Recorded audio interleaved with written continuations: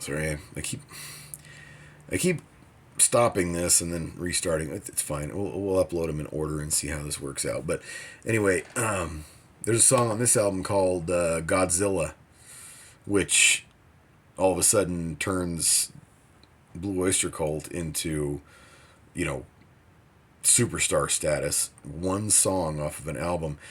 If you were to play this record, you'd probably never have heard another song from this record except for Godzilla. But it took off and sold like crazy, and it got them gigs all over the country. Not opening, it got them headlining gigs. All of a sudden, Blue Oyster Cult was a headlining band. Aerosmith and Scorpions both release another album this year. And the reason why I wanted to work my way up to 1978 is because I think this is where everything started to change. So we're going to go, what we've talked about previous to now was the classics. This was the founders. This were the guys that built heavy metal into heavy metal. Now we're going to start working on the genres splitting, different types of metal music. In February alone, Judas Priest releases an album called Stained Class, and Van Halen releases their first album. Now, classic metal albums, sure, absolutely. But if I was to grab a handful of Def Leppard and Bon Jovi CDs and put them in the same pile with these two, they're not out of place. So in 1978, we have the beginnings of what's going to become glam metal or hair metal. Stained Class by Judas Priest, which is, I mean, again, like I said, classic metal.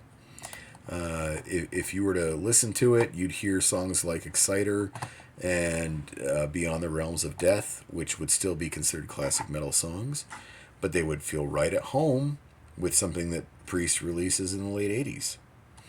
Van Halen, yeah, you've got Eruption, which is like the ultimate metal guitar solo, but you've also got songs like Running with the Devil and Ain't Talking About Love, which are right at home with something that Extreme might do in 1991, right? Rainbow again, AC/DC again this year. We'll just kind of cruise through these real quick. Boston releases album number 2, which is mostly songs that were already written, and they needed to get another record out real quick. And this is the only time in Tom Scholz's life that he actually appeased a deadline for a record company.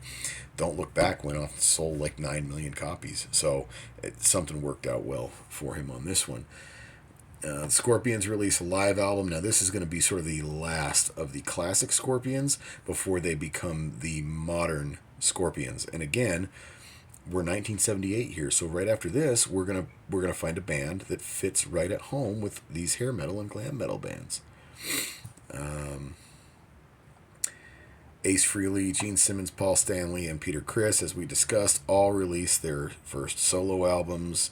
Varying genres of music throughout those. Again, I just feel like that's the downfall from Kiss. The band Whitesnake releases an album called Snakebite. This is their first album.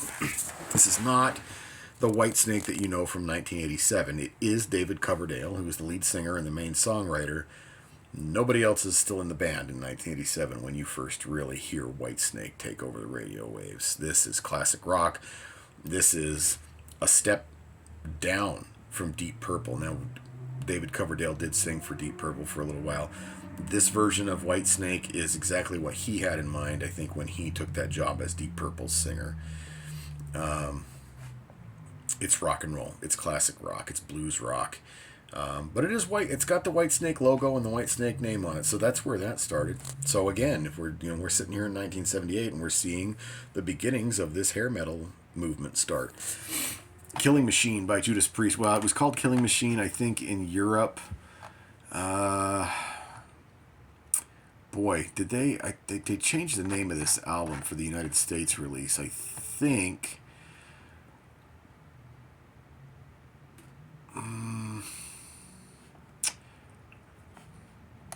Okay, I'm trying to look, but I'm not seeing it jump out at me. But I think it was called Hellbent for Leather here in the States.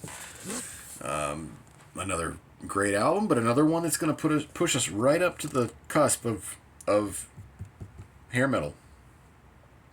Queen releases another album. Alice Cooper releases his one of his early solo albums under his name as Alice Cooper as a guy. So the whole band is different now. And AC/DC releases a live album, which, I mean, that just sort of pushes them further. Nothing's really changed much for AC/DC at this point in time, and it really doesn't until 1979. But that is going to be for our next dive into heavy metal music, because we're getting way too close to the glam metal years here, and the founding years. The first 30 years, I feel, are pretty well are wrapped up nicely here. So we're going to leave it at this. I don't really have any sort of closing remarks to just kind of wrap this whole thing up. I'm just gonna leave it with, go with Queen released an album and it had Fat Bottom Girls and Bicycle Race on it this year. You're outside the heavy metal world at this point in time with some of these bands, and Queen is the prime example of that. We'll talk more on heavy metal as we start moving into the 79-80 range there, and you can definitely see where the lines are starting to be drawn and things are starting to turn into different metal genres. I appreciate you listening.